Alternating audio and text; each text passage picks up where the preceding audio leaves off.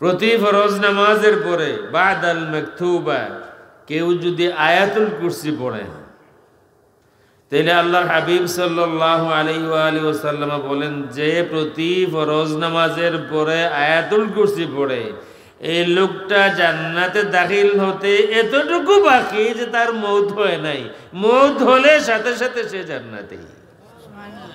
বলেন তো আমাদের পড়া উচিত কিনা? আমাদের গুনাহ আছে না নাই? আমাদের সকলের গুনাহ আছে না নাই? আছে, গুনাহ আমাদের সকলেরই আছে। এটা তো আল্লাহর দয়া যে আমার গুনার কারণে আমার চেহারা পরিবর্তন হয় নাই। তা আল্লাহর হাবিবের মায়ার কারণে, রাসূলের ইজ্জত আর আজমতে আল্লাহ রাব্বুল আলামিন আমাদেরকে দয়া করেছেন। নাফরমানের কারণে, বেঈমানের কারণে, গদ্দারির কারণে আমাদের সুন্দর চেহারা ময়লা হয়ে যায় না, মানুষের চেহারা পশুর চেহারা হয়ে যায় না। কিন্তু আগের জামানায় নাফরমানি করলে মানুষের চেহারা পরিবর্তন হয়ে যেত, ঠিক না বে ঠিক? মানুষ বানর হয়ে যেত, মানুষ খিনজির শুয়োর হয়ে যেত। আমরা হচ্ছি না, আমরা মানুষই আছি, আমরা মানুষই আছি। এক লোক আমি দেখছি বাবার হত্যাকারী, সে তার বাবাকে হত্যা করেছে। এক লোক, সে তার বাবাকে হত্যা করেছে। কিছুদিনের মধ্যে তার চেহারা ময়লা কালো হয়ে গিয়েছে, কিন্তু পশুর চেহারা হয় নাই। সে মারা গিয়েছে, অনেক মানুষ তার জানাজায় শরীক হয়েছেন।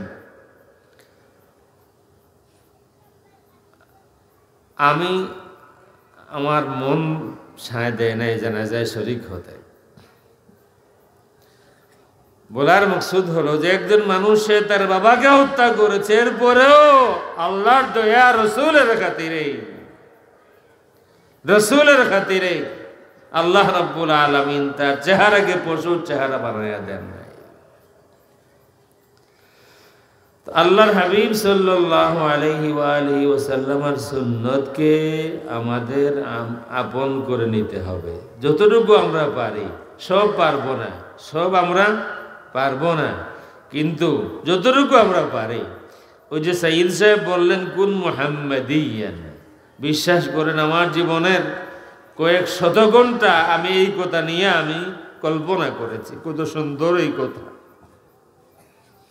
কত সুন্দর, কত দামি এই কথা। তুমি মুহাম্মাদি হয়ে যাও, মানে তুমি মুহাম্মদুর রাসূলুল্লাহর কেউ হয়ে যাও। ফজরের পরে একে একে সাহাবায়ে কেরাম আসেন, আল্লাহর হাবিব সাল্লাল্লাহু আলাইহি ওয়াসাল্লাম থেকে বিদায় নিয়ে যান। যার যার মকসুদের কথা বলেন, আল্লাহর হাবিব দোয়া করে দেন। কিসমতে আমাদের নাই, ১৫০০ বছর পরে এসেছে, এই কারণে কিসমতে হলো না। সকাল তো আমাদের হয়, ফজরের ওয়াক্ত তো আমাদের মসজিদে হয়, কিন্তু নসিবে নাই। ফজরের নামাজের পরে রসুলের দিদার হবে, মনের কথা খুলে বলবো, রসুল দোয়া করে দিবেন। আর ফিরে আসা পর্যন্ত আল্লাহর হাবিব সাল্লাল্লাহু আলাইহি ওয়াসাল্লামের দিলে আমার নাম বাকি থাকবেই, নসিব নাই। বস্তা পরিহিত একজন যুবক সামনে এসে হাজির হয়েছে। আল্লাহর হাবিব সাল্লাল্লাহু আলাইহি ওয়াসাল্লাম প্রশ্ন করেন, হে যুবক, তোমার নাম কি? যুবক জবাব দেন, আমার নাম আব্দুস শামস। আল্লাহর হাবিব সাল্লাল্লাহু আলাইহি ওয়াসাল্লাম বলেন, তোমার কে আছে? বলেন, আমার কেউ নাই, আমার সব ছিল, কিন্তু আমি আপনাকে মহব্বত করেছি, এই কারণে এখন আমার আর কেউ নাই।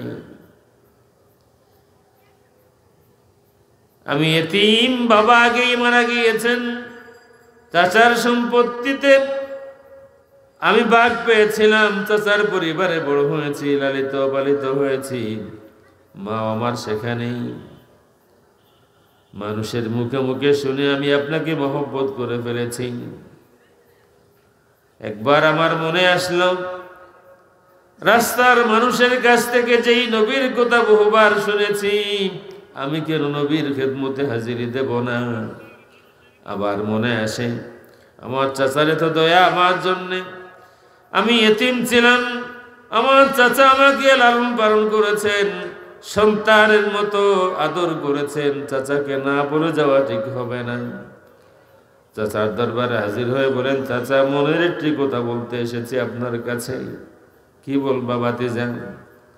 চাচা শুনেন, ওই মদিনা শরীফে একজন নবীর আগমন হয়েছে। ব্যবসায়ী কাফেলার পিছনে পিছনে হাঁটতে হাঁটতে আমি নবীর সম্পর্কে অনেক জেনেছি।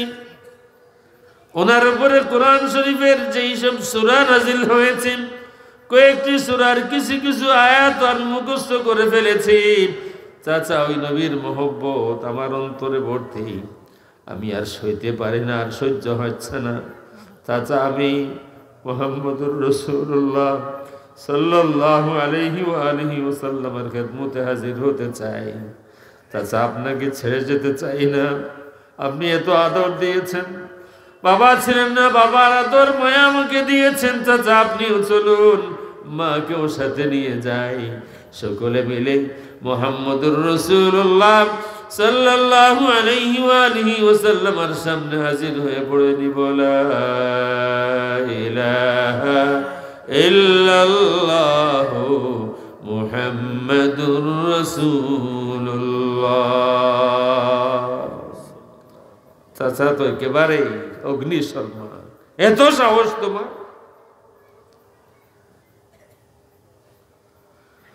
বাতিজা বললেন, চাচা আপনি যা ইচ্ছা করতে পারেন, দুনিয়া ত্যাগ করতে পারবো, বাবা তো আগেই নাই, আপনার সম্পত্তির কোনো মায়া আমার দিলে নাই, আপনাকেও ত্যাগ করতে পারবো, প্রয়োজনে মাকেও ত্যাগ করতে পারবো, কিন্তু যেই নবীর মহব্বতকে অন্তরে জায়গা দিয়েছি, যত জুলুম করেন না কেন, আমি নবীর মহব্বতকে অন্তর থেকে বের করে দিতে পারবো না।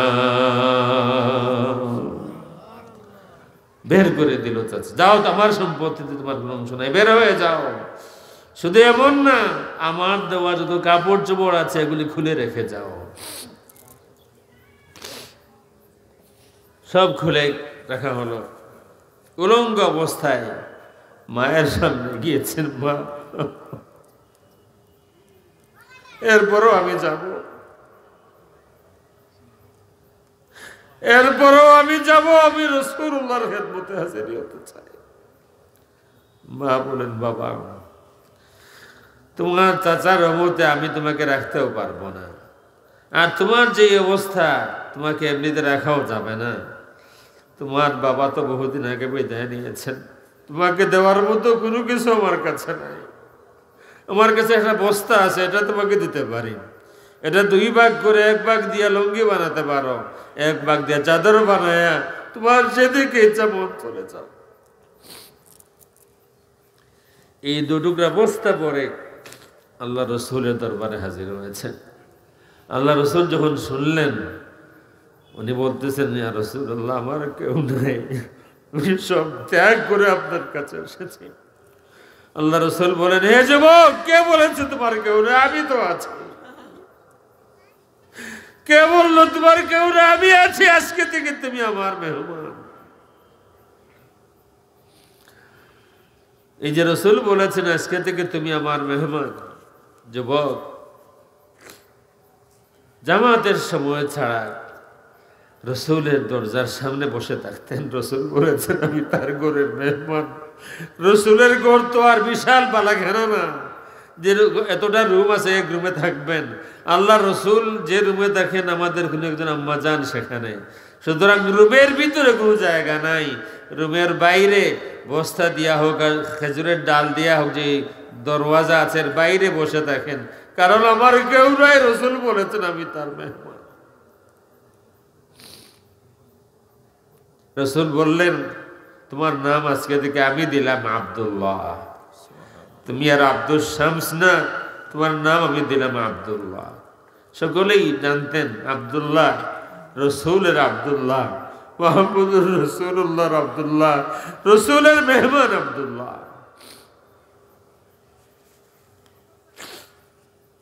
এক যুদ্ধের সময় আল্লাহর হাবিব বলেন, আব্দুল্লাহ তুমি চলো আমার সাথে। নিয়ে গেলেন যুদ্ধের ময়দানে। যাচ্ছেন রাস্তায় এক জায়গায় রাত কাটানোর জন্যে তাঁবু ফেলা হলো। আল্লাহর হাবিব বলে দিলেন, সবাই যার যার তাঁবুতে যাও, বিশ্রাম করো, আরাম করো ফজর পর্যন্ত বা শেষ রাত পর্যন্ত। তাহাজ্জুদের সময় ঘুম ভাঙ্গে আব্দুল্লাহ ইবনে মাসউদ রাদিয়াল্লাহু তাআলা আনহু হঠাৎ দেখেন মাঠের এক কোনায় একটা বাতি জ্বলতেছে। ওনার মনে সন্দেহ হয় যে আর কোনো বাতি নাই, এক কোনায় বাতি, এটা সন্দেহজনক। তাড়াতাড়ি যান, যায় তিনি যা দেখেন, তামাম জিন্দিগি আফসোস করতেন তিনি বলেন যে আমি যাই দেখলাম এটা কবর খনন করা হয়েছে, কবরের ভিতরে দাঁড়িয়ে আছেন রাহমাতুল লিল আলামিন মুহাম্মদুর রাসূলুল্লাহ সাল্লাল্লাহু আলাইহি ওয়া আলিহি ওয়াসাল্লাম। কারো জন্য কবর খনন করা হয়েছে, আর এই কবরে আল্লাহ রসুল দাঁড়িয়ে আছে। একটি বাতি নিয়ে দাঁড়িয়ে আছেন বিলাল রাদিয়াল্লাহু তাআলা আনহু। দুজন সাহাবী আবু বকর এবং ওমর রাদিয়াল্লাহু তাআলা আনহুমা দুজন একজনকে গোসল দিয়ে কাফন পরাইয়া নিয়ে এসেছেন। কবরের সামনে আল্লাহ রসুল হাত বাড়ায় বলতেছেন, আবু বকর, ওমর, আমার আব্দুল্লাহকে আমার কুলে তুলে দাও। ওই আব্দুল্লাহ।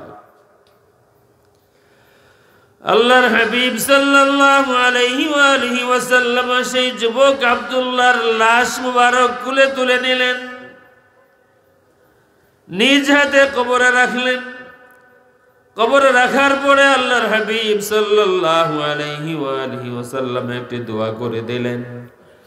আল্লাহর হাবিব বললেন, হে আল্লাহ, গতকাল সন্ধ্যা পর্যন্ত আমি আমার আব্দুল্লাহর উপরে রাজি খুশি ছিলাম। ওগো আল্লাহ, তুমিও আমার আব্দুল্লাহর উপরে রাজি হয়ে যাও। আরে কিসমত, আরে কিসমত। রসুল কবরে দাঁড়িয়ে থাকবেন আর আপনার বা কারো লাশ রসুলের হাতে তুলে দেওয়া হবে, আর রসুল বলবেন, দাও আমার অমুকের লাশ আমার কুলে তুলে দাও। আর আল্লাহ রসুল নিজ হাতে কবরে লাশ রাখবেন, আর এরপরে দোয়া করবেন, হে আল্লাহ, আমার এই গোলামের উপরে, আমার অমুকের উপরে গত সন্ধ্যা পর্যন্ত আমি রাজি খুঁজেছিলাম, আল্লাহ তুমিও রাজি হয়ে যাও। এর থেকে কিসমত আর হয়? এর থেকে কিসমত আর হয় না। এই সিন দেখার পরে আব্দুল্লাহ ইবনে মাসউদ রাদিয়াল্লাহু তাআলা আনহু বলতেন, কাম তামান্নাইতু আন আকুনা সাহিবা হাদাল কবর। কত আশা মনের মধ্যে আমার ছিল যে হাই, এই কবর যদি আমার কবর হতো, এই কবর যদি আমার কবর হতো, যদি আমার কবরে রাহমাতুল লিল আলামিন মুহাম্মদুর রাসূলুল্লাহ সাল্লাল্লাহু আলাইহি ওয়া আলিহি ওয়াসাল্লাম দাঁড়িয়ে হাত বাড়িয়ে বলতেন, দাও আমার মুখের লাশ আমার কোলে তুলে দাও। যদি এমন হতো, আমার লাশ আল্লাহর রাসূল নিজ হাতে কবরে রেখে তারপরে দোয়া করে দিতেন, আল্লাহ, গত সন্ধ্যা পর্যন্ত আমি রাজি ছিলাম, এখনো ফজরের নামাজের সময় হয় নাই, তাহাজ্জুদের সময়, আল্লাহ, আমি যে গত সন্ধ্যা পর্যন্ত রাজি ছিলাম, এর কদরে, এর ইজ্জতে, এই উসিলায় মেহেরবানি করে তুমি আল্লাহ রব্বুল আলামিন রাজি হয়ে যাও। এর থেকে কিসমতের আর নাই। যুবক যারা আছেন, জীবন গঠন করার সময় আপনাদের সামনে এখনো সময় আছে। আল্লাহ যদি দয়া করেন, রসুলের যদি মায়ের নজর হয়ে যায়, মা বাবার দোয়া যদি থাকে, আপনিও পারবেন ইতিহাস সৃষ্টি করতে, আপনিও পারবেন জামানার ইমাম আবু হানিফা হতে, আপনিও পারবেন জামানার ইমাম বুখারী হতে, আপনিও পারবেন জামানার সাইয়্যিদুনা শাহজালাল হতে, যদি আল্লাহর দয়া হয়ে যায়। সময় সামনে আছে, অযথা সময় নষ্ট করবেন না, সকলে সময়কে ব্যবহার করুন। যদি এমন খবর দেয় আমেরিকান এমবেসি থেকে যে রাত ৩টার সময় যারা যারা আমেরিকান এমবেসির সামনে লাইন দিবেন সবাইকে ভিসা দেওয়া হবে। কি মনে করেন আজকের রাতে যদি মনে করেন ২-৩ দিন সময় দিয়া বলে যে অমুক দিন ৩০ ডিসেম্বর রাতে রাত ৩টার সময় যারা লাইন দিবেন সবাইকে ভিসা দেওয়া হবে, কি চিন্তা করেন লাইন কত দূর যাবে? আমার মনে হয় ঢাকা থেকে চিটাগাং পুরা লাইনই হবে, আর ঢাকা থেকে সিলেটও পুরা লাইন হবে, সবাই লাইন দিব, ভিসা কনফার্ম। আমার যেদিন ভিসা হলো সেদিনও প্রায় ৮০০ মানুষ ছিল লাইনে। আমার যেদিন ভিসা হলো সেদিনও ৮০০ মানুষ ছিল। খুব মজার ঘটনা, এটা বলবো না। যাই হোক, যুবকদের উদ্দেশ্যে আমার এই কথা, আমি যে আয়াত তেলাওয়াত করেছি, ইয়া আইয়ুহাল্লাযীনা আমানু ইত্তাকুল্লাহা ওয়া কুনু মা'আস সাদিকিন। আল্লাহ রাব্বুল আলামিন ঈমানদারদেরকে উদ্দেশ্য করে বলেন, হে ঈমানদারেরা, ইত্তাকুল্লাহা, আল্লাহ রাব্বুল আলামিনকে ভয় করো, ওয়া কুনু মা'আস সাদিকিন, এবং সত্যবাদীদের সাথী হয়ে যাও। আমাকে এখানে একজন যুবক বলেছিলেন, জীবন গঠনে আল্লাহ রসুল সাল্লাল্লাহু আলাইহি ওয়া আলিহি ওয়াসাল্লামের ইত্তেবা বা অনুসরণ। আমার মনে আসলো যে বিশাল বিষয় এটা। সংক্ষেপ আমি এক কথা বলি, যদি সকলের দিলে লাগে, যদি দিল গ্রহণ করে। এই আয়াত, ইয়া আইয়ুহাল্লাযীনা আমানুত্তাকুল্লাহা ওয়া কুনু মা'আস সাদিকিন, ইয়া আইয়ুহাল্লাযীনা আমানু, এই শুধু এই টুকরা নিয়ে আমার মনে হয় কয়েক ঘন্টার আলোচনা আছেন এটাই। ইয়া আইয়ুহাল্লাযীনা আমানু, হে ঈমানদার। সংক্ষেপ বলি, এই যত লক্ষ ১,২৪,০০০ নবী রাসূল, বা আরো বেশি বা আরো কম, যারাই আছেন, এর থেকে কম না আরো বেশি, সকলেরই কিছু না কিছু ঈমানদার উম্মত ছিলেন। আল্লাহ রাব্বুল আলামিন কোন নবীর উম্মতকে আমার জানা মতে ইয়া আইয়ুহাল্লাযীনা আমানু বলে খেতাব করেননি। কারণ আল্লাহ যদি কাউকে বলেন হে ঈমানদার, তার মানে কি আল্লাহ রাব্বুল আলামিন স্বীকার করে নিলেন আমি ঈমানদার। কথাটা বোঝা গেছে? আল্লাহ যদি বলেন হে ঈমানদার, তার মানে আল্লাহ রাব্বুল আলামিন স্বীকার করে নিয়েছেন আমি ঈমানদার। তার মানে আল্লাহ রাব্বুল আলামিন আমাকে সার্টিফিকেট দিয়েছেন, আমাকে সনদ দিয়েছেন আমি ঈমানদার। তার মানে হলো আল্লাহ রাব্বুল আলামিন আমাকে যে মহব্বত করেন, আল্লাহ রাব্বুল আলামিন যে আমাকে তার আপন বান্দা মনে করেন, তার দলিল দিয়েছেন আল্লাহ রাব্বুল আলামিন ইয়া আইয়ুহাল্লাযীনা আমানু। কয়েক ঘন্টার আলোচনায় এই সার কথা হলো। ইয়া আইয়ুহাল্লাযীনা আমানু থেকে আমার কয়েক ঘন্টার রিসার্চ বা কয়েক ঘন্টার আলোচনায় সার কথা হলো, এখানে আল্লাহ রাব্বুল আলামিন স্বীকার করে নেন আমার হাবিব আপনার উম্মত ঈমানদার, আমি স্বীকার করি। আমার হাবিব আপনার উম্মত ঈমানদার, আমি সার্টিফিকেট দেই। আমার হাবিব আপনার উম্মতকে আমি ভালোবাসি, আমি মহব্বত করি, তার প্রমাণ আমি দেই। আমি প্রথমবারের মতো আপনার উম্মতদেরকে মদিনা শরীফে পৌঁছার পরে তাদেরকে খেতাব দিলাম ঈমানদার। মক্কি কোন সূরাতে ইয়া আইয়ুহাল্লাযীনা আমানু নাই।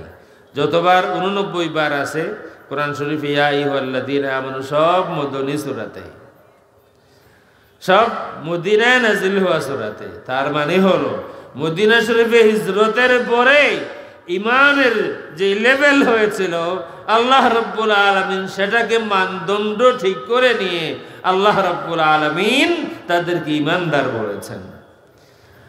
অনেক প্রশ্ন আছে আমাদের মনে যে সাহাবায়ে কেরাম ওনারা সত্যের মানদণ্ড কি না।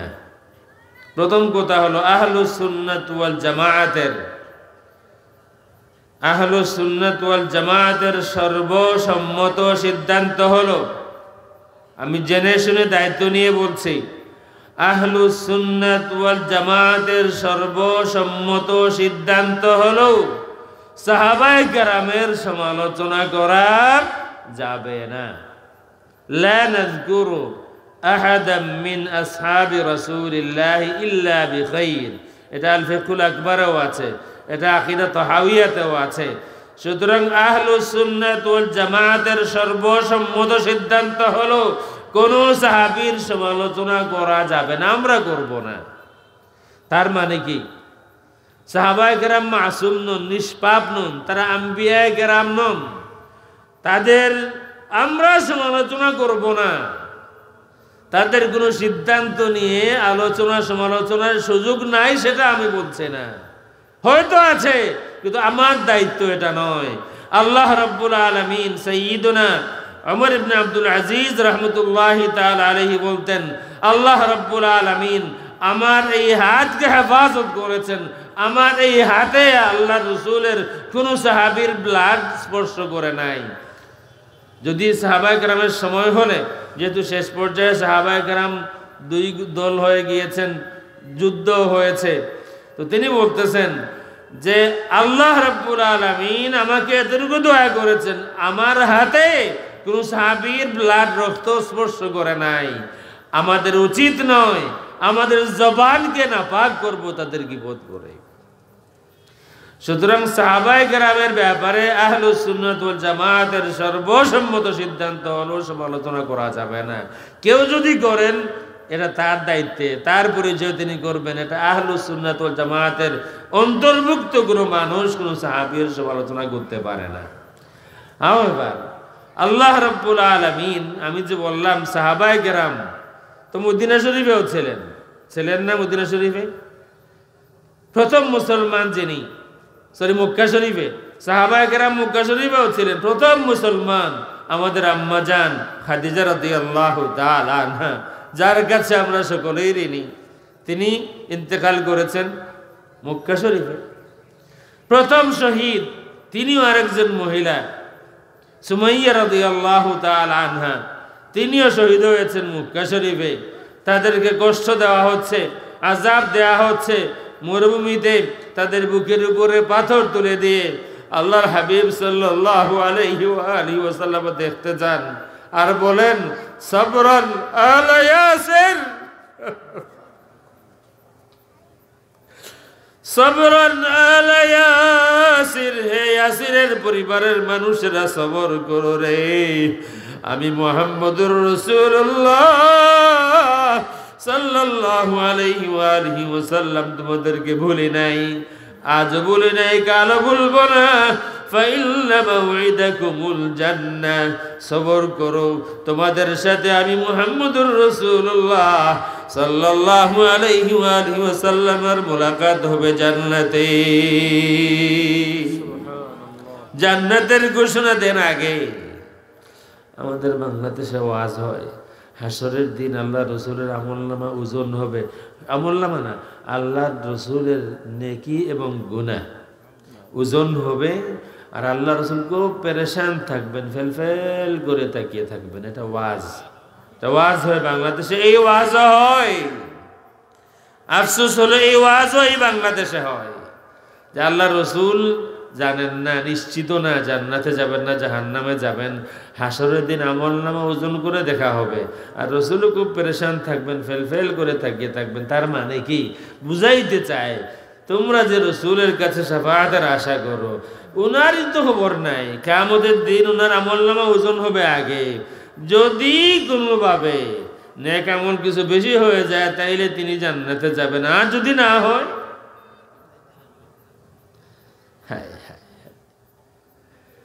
আল্লাহর হাবিব সাল্লাল্লাহু আলাইহি ওয়াসাল্লাম বারে বারে সাহাবায়ে কেরামকে বলেছেন, আমার সাহাবীরা তোমাদের সাথে আমার আরেকবার মুলাকাত হবে জান্নাতে।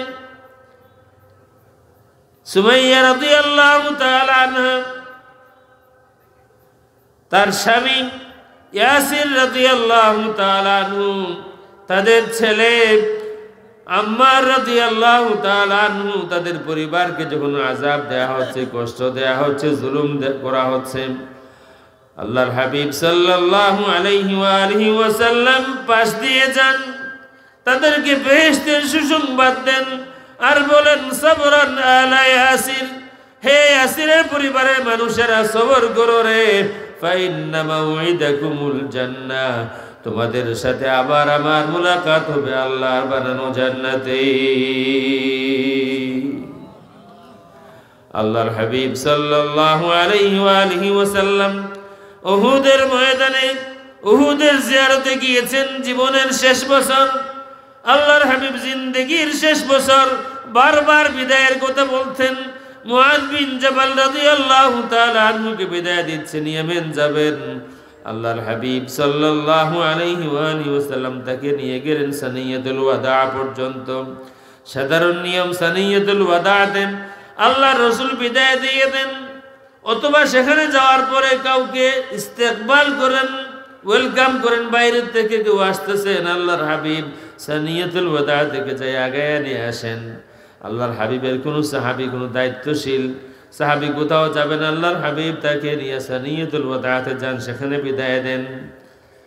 আল্লাহর হাবিব সাল্লাল্লাহু আলাইহি ওয়া আলিহি ওয়াসাল্লাম মুআয বিন জাবাল রাদিয়াল্লাহু তাআলা আনহুকে বলেন, মুআয বিসমিল্লাহ, যাও, রওনা হয়ে যাও। মুআয বিন জাবাল রাদিয়াল্লাহু তাআলা আনহু উটের উপরে সওয়ার হয়ে যান, উট চলতে শুরু করে। অন্যান্য সময় কাউকে বিদায় দিলেন, আল্লাহর হাবিব দাঁড়িয়ে থাকেন, সাহাবীরা চলে যান দূর দূর পর্যন্ত, আল্লাহর হাবিব নজর করে থাকেন। কিন্তু এই দিন আল্লাহর হাবিব দাঁড়িয়ে রইলেন না। মুআয বিন জাবালের উট হাঁটতে শুরু করে, পাশে পাশে আল্লাহর হাবিব সাল্লাল্লাহু আলাইহি ওয়া আলিহি ওয়াসাল্লাম হাঁটতে শুরু করেন। মুআয বিন জাবালের দিকে নজর করে বলেন, হে মুআয, যাও, তোমাকে আল্লাহর হাওয়ালা করে দিলাম। মুআয, হয়তো এমন হবে তুমি যখন ফেরত আসবে আমার সাথে তোমার আর মুলাকাত হবে না রে মুআয। আবার যখন ফেরত আসবে তুমি আমার কবর আর আমার মসজিদের পাশ দিয়ে অতিক্রম করবে। এই কথা শোনার পর মুআয বিন জাবাল কান্নায় ভেঙে পড়েন। আল্লাহর হাবিব সাল্লাল্লাহু আলাইহি ওয়া আলিহি ওয়াসাল্লামের চোখেও পানি চলে আসে। আল্লাহর হাবিব মদিনা শরীফের দিকে নজর করেন, মুখ ফিরাই আনেন আর বলেন, মুআয, মানুষ মনে করে যারা আমার কাছে তারাই শুধু আমার কাছে, তা না। অনেক মানুষ বহু দূরে থাকবে, কিন্তু হাসরের ময়দানে সে আমার কাছে থাকবে। সে এখন দূরে, হাসরের ময়দানে সে আমার করিব হবে। বিদায়ের কথা বলতেন।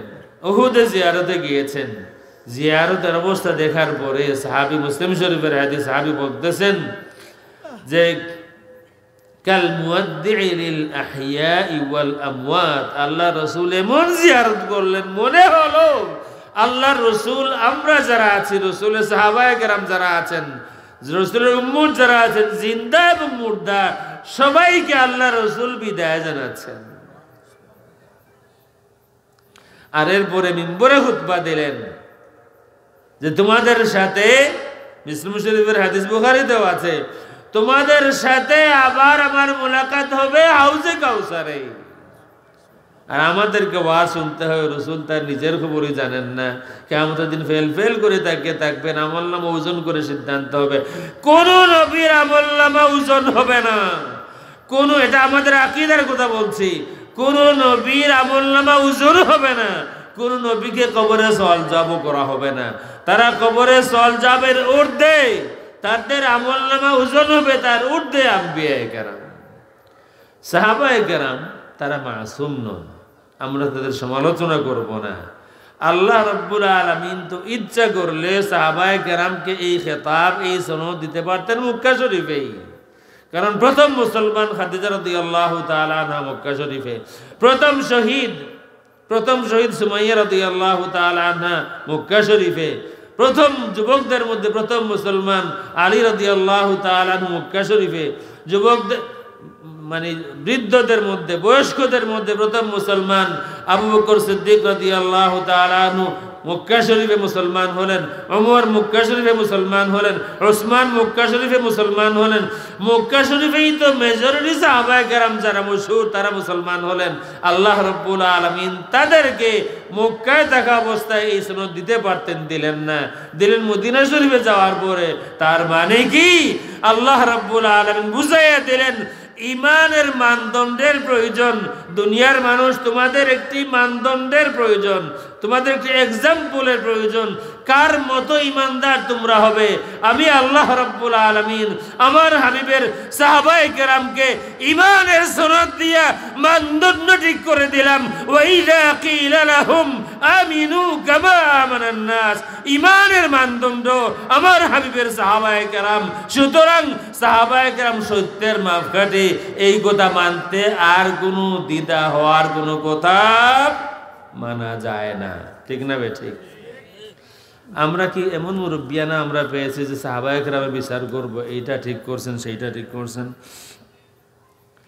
ইয়া আইয়ুহাল্লাযীনা আমানু, হে ঈমানদারেরা, ইত্তাকুল্লাহা, আল্লাহ রাব্বুল আলামিনকে ভয় করো, ওয়া কুনু মা'আস সাদিকিন, আর সত্যবাদীদের সাথী হয়ে যাও।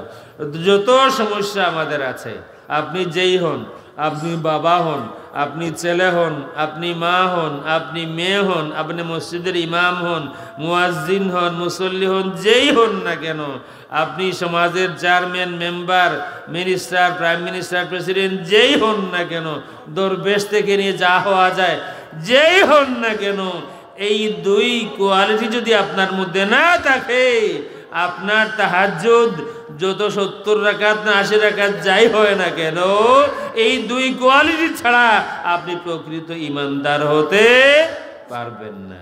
মনে রাখবেন এই কথা, বুটের রাত মনে রাখবেন। আল্লাহ বলেছেন ইত্তাকুল্লাহা ওয়া কুনু মা'আস সাদিকিন। আমার কথা বুঝতে পারতেছেন? নির্বাচন আসবেন আগামীতে, মনে রাখবেন আল্লাহ বলে দিয়েছেন না, ওই দিন বলবেন না এগুলা বাদ, এখন আমার ইচ্ছা মতো অমুকের চরিত্র ডাবের মতো পবিত্র। আসলে ভালো করেই জানেন এটা চরিত্র পবিত্র না, ভালো করেই জানেন। যাদেরকে আমরা নির্বাচিত করি আমরা তাদেরকে জানি না, আমাদের সমাজের মানুষই তো। সুতরাং যে ভুল আমরা এত বছর করে এসেছি, এই ভুল করব না। সৎ মানুষকে ভোট দিবেন, সে যেই হোক, যদি আপনার দলের নাও হয়, যদি সে আপনার দুশ্মনও হয়, আর সৎ হয়, আল্লাহওয়ালা হয়, পরহেজগার হয়, তাকে ভোট দিবেন, তাকে নির্বাচিত করবেন। ইনশাআল্লাহ আপনি এত ঠকবেন না। আর এমন যদি হয় তাহাজ্জুদের সময় বিসমিল্লাহ করে ভোট দিবেন আপনি, তাইলে এরপরে যা হয়েছে তাই হবে। ইয়া আইয়ুহাল্লাযীনা আমানু তাকুল্লাহা ওয়া কুনু মা'আস সাদিকিন। আরেকটা কথা বলি, এই সিলেটের মানুষ এক সময় মেজরিটি মুসলমান ছিলেন না হিন্দু ছিল, ঠিক না বেঠিক? এই কথার মধ্যে কোনো সন্দেহ আছে? সিলেটের বৃহত্তর সিলেটের ম্যাক্সিমাম মানুষ হিন্দু ধর্মের অনুসারী ছিল, ঠিক না বেঠিক?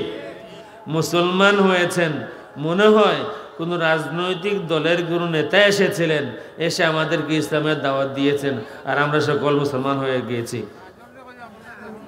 না? তাইলে মনে হয় কোনো স্কলার, বর্তমানে আছে না স্কলার, মনে হয় কোনো স্কলার এসেছিলেন, কোনো স্কলার না। তাইলে মনে হয় কোনো কমার্শিয়াল কোনো বক্তা এসেছিলেন, এসে আমাদেরকে দাওয়াত দিয়েছেন। কি বলেন আপনারা, একমত আমার সাথে না দ্বিমত? তাহলে কে এসেছিলেন এখানে? এখানে একটু আগে আমার চোখের পানি এসেছে, এখানে কবিতা ওই যে নাশিদ বললেন, আমরা মদিনা শরীফ যেতে চাই, সকলেই চাই কি চাই না? আমরা সকলেই চাই। যারা একবারও যেতে পারেনি, আল্লাহ আমাদেরকে একবার নেও, চাই কি চাই না? যাদেরকে একবার এই স্পৃহা, এই আগ্রহ কমে না, যারা একবার গিয়েছি বারবার যেতে চাই, ঠিক কিনা? রসুলের সন্তান, রসুলের খানদান সাইয়্যিদুনা শাহজালাল মুজরিদ এমনি রহমতুল্লাহি তাআলা আলাইহি, তিনি মদিনা শরীফ থেকে, তারা মদিনা শরীফ থেকে ইয়েমেন যান, ইয়েমেন থেকে বাংলাদেশে আসেন। তাদের মনে কি এই আগুন ছিল না যে আমরা মদিনা শরীফে থাকবো? তারা কি হাদিস জানতেন না? আল্লাহর হাবিব বলেছিলেন, মান মাতা বিআহাদিল হারামাইনি বাআতাহুল্লাহু মিনাল আমিনিনা ইয়াউমাল কিয়ামা। যে হারামান শরীফাইনের কোনো এক হারামে, মক্কা শরীফ বা মদিনা শরীফে যে মারা যায়, আল্লাহ রাব্বুল আলামিন তাকে নিরাপত্তা দিয়ে হাসরের দিন উঠাবেন। এই হাদিস কি সাইয়্যিদুনা শাহজালাল জানতেন না? ভালো করেই জানতেন। কিন্তু এরপরেও মদিনা শরীফে তাদের কাছে এটা ছিল, মদিনা শরীফে মৃত্যুবরণ করা অবশ্যই ভাগ্যের বিষয়, কিন্তু রসুলের উম্মত বাড়ানো এটা আরো বড় ভাগ্যের বিষয়। এই কারণ পরিবার দেশকে সব ত্যাগ করে এক সুফি, এক বুজুর্গ একজন মানুষ আরো সঙ্গী সাথে নিয়ে বাংলাদেশে আসেন, এই দেশের ভাষা বুঝেন না, এই দেশে মানুষের সাথে কোনো পরিচয় নেই, কিন্তু সব ত্যাগ করে এই দেশে আসেন। আপনারা যদি ইবনে বতুতার সফরনামা পড়েন, কবরের মধ্যে থাকতেন, একটা গাভী ছিল, গরুর গাভী, তার দুধ পান করতেন শুধু, আর সারা বছর রোজা রাখতেন। সাইয়্যিদুনা শাহজালাল মুজাররদ এমনি রহমতুল্লাহি তাআলা আলাইহি রাজনীতি করতে আসেননি, মেম্বার চেয়ারম্যান হতে আসেননি, মন্ত্রী মিনিস্টার হতে আসেননি, তিনি এসেছেন রহমতুল লিল আলামিনের উম্মত বাড়াতে, ঠিক না বেঠিক? সুতরাং ওই দিন এই আয়াত যদি ওই দিন পড়তেন বুরহানুদ্দিন রহমতুল্লাহি তাআলা তাইলে তিনি এই কথাই বলতেন, ইয়া আইয়ুহাল্লাযীনা আমানুত্তাকুল্লাহা ওয়া কুনু মা'আস সাদিকিন, সত্যবাদীদের সাথে হও। সাইয়্যিদুনা শাহজালাল মুজাররদ এমনি, রাসূলের খানদান, রাসূলের সন্তান, এর থেকে সত্যবাদী আর কেউ এই সময় নাই, তার সাথে হয়ে সকলে মুসলমান হয়ে যাও। সুতরাং আপনি আপনার বিবেক আল্লাহ দিয়েছেন, আপনি সব বুঝেন, এটা কেন বুঝবেন না? আপনি যখন সিদ্ধান্ত নেবেন খেয়াল রাখবেন আপনার প্রতিটি সিদ্ধান্তের পিছনে আপনার দায়িত্ববোধ থাকা উচিত। কিয়ামতের দিন জবাব আপনাকেও দিতে হবে। আল-ইয়াওমা নাখতিমু আলা আফওয়াহিহিম ওয়া তুকাল্লিমুনা আইদিহিম ওয়া তাশহাদু আরজুলুহুম বিমা কানু ইয়াকসিবুন।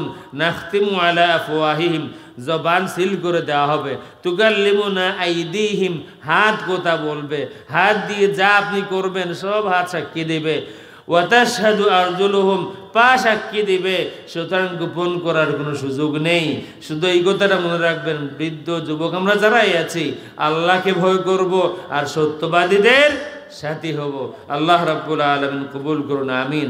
আমাদের মধ্যে আর একটা বিষয় আছে, কারো সাথে যদি আমাদের একটু লাগে, মনের অমিল হয়, তাইলে আমরা তাকে ত্যাগ করি, বহিষ্কার করব, না হয় কাফের ফতোয়া দিব। আছে না? আমরা দিই না, সিলেটে এটা নাই অবশ্য। সিলেটের বাইরের থেকে যদি আমদানি করেন স্কলার, তাইলে দেখবেন বলবে অমুক কাফের, তমুক কাফের। যদি অমুক দলের কেউ মারা যায় আর তাকে যদি কবর দেওয়া হয়, আর তার কবর যদি ঘাস ওঠে, এই ঘাস যদি কোনো গরুর গাভী খায় আর ওই গাভী যদি দুধ দেয়, সেই দুধ যদি কেউ খায় তাহলে সেও কাফের। বহু ফতোয়া আছে, বহু ফতোয়া আছে। দেওবন্দের ওলামা হযরত যারা আছেন, তাদের সাথে আমাদের দুই একটা মাসালায় ইখতিলাফ আছে। আমি শেখে কুড়িয়া শেখ আব্দুল করিম রহমতুল্লাহ আলাইহির আপন বাগিনা, আমার নানা, আমরা নানার কথা স্মরণ করি বেশি কারণ আমাদের সাথে মিলে, সাইয়্যিদুনা আব্বাস আলী রহমতুল্লাহ তাআলা আলাইহি। সুতরাং আমরা ভালো করে সব লাইন জানি, পরিচয় কেন দিলাম, দুই লাইনই ভালো করে জানি। আমরা কিন্তু কাউকে কাফির বলি না, আমরা কাউকে কাফির বলি না। কিছু মাসালায় ইখতিলাফ থাকতে পারে, কিন্তু আমরা কাফির বলি না। আমার এই কথাটা মনে রাখবেন, সত্যবাদীদের সাথী হও। মানুষকে কাফির বানাইবার জন্যে আমাদেরকে দায়িত্ব দেওয়া হয়নি। পারলে মানুষকে মুসলমান বানাও, পারলে কাউকে মুসলমান বানাও। কুন মুহাম্মাদিয়ান আলামিয়ান মুবাশশিরা, মুহাম্মাদি হও, সার্বজনীন হও, ওয়েলকামিং হও।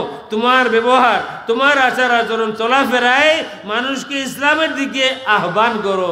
তুমি মুবাশশির হও, মুনাফির না, মুনাফির হও না। আমার ব্যবহার দেখে, আমার চলাফেরা দেখে যেন নফরত সৃষ্টি না হয় সমাজে। আমার কথা বুঝতে পারতেছেন? আমার ব্যবহার, আমার ওয়াজ, আমার চলাফেরা, আমার ইমামতি, আমার সভাপতিগিরি, আমার চেয়ারম্যানশিপ, এগুলা যেন সমাজে নফরত না ছড়ায়। আমার জিন্দেগি যেন সমাজে মহব্বত ছড়ায়। আল্লাহর হাবিব সাল্লাল্লাহু আলাইহি ওয়াসাল্লাম মহব্বত ছড়াতে এসেছিলেন, নফরত ছড়াতে নয়। এই কারণে বলতেন বাশিরু ওয়ালা তুনাফিরু ওয়ালা তাকুন তাইফিয়ান মুতাআসসিবান মুনাফিরা। বিশেষ কোনো দলের হইও না, সাম্প্রদায়িক হইও না, আর নফরত বলা হইও না। আমরা আমাদের সকলের কিছু না কিছু দল আছে, কিন্তু আমাদের সবার, এই কথাটা বলে প্রশ্নের উত্তর আমি দেব, আমাদের সকলের কমিটমেন্ট হওয়া উচিত এই দেশের সাথে। আমাদের একটি এগ্রিমেন্ট হওয়া উচিত, কমিটমেন্ট হওয়া উচিত। হ্যাঁ, আমি দল করবো একটি পর্যায় পর্যন্ত, যখন দেশের স্বার্থের প্রশ্ন আসবে আমি দলের নই, আমি দেশের। যখন দেশের প্রশ্ন আসবে, দেশের স্বার্থের প্রশ্ন আসবে, তখন আমি দেশের স্বার্থকে বাদ দিয়া দলের স্বার্থ দেখব না। দেশের স্বার্থে সব দলের মানুষ, সব মতের মানুষ, টুপি সব ধরনের টুপিওয়ালা মানুষ আমরা যারা আছি, দেশের স্বার্থে সব আমরা এক, ঠিক না বেটে? আপনি দেওবন্দি হন, আপনি অন্য কোনো সিলসিলার হন, যেই হই না কেন, আমরা আমাদের মধ্যে মতে বিরোধ আছে, আছে। আমরা কেউ মিলাদ পড়ি, কেউ মিলাদ পড়ি না, কেউ বসে বসে সালাম দেই, কেউ দাঁড়িয়ে সালাম দেই। এই সব তফাৎ আমাদের মধ্যে ছিল, আছে, থাকবে। আমাদের মধ্যে ধর্মেরও তফাৎ আছে। আমরা কেউ ইসলাম ধর্ম মানি, কিন্তু কেউ অন্য ধর্ম মানি, কিন্তু আমরা সকলেই এই দেশের নাগরিক। যখন দেশের প্রশ্ন আসবে, দেশ রক্ষার প্রশ্ন আসবে, তখন আমরা সবাই দেশের দলের না।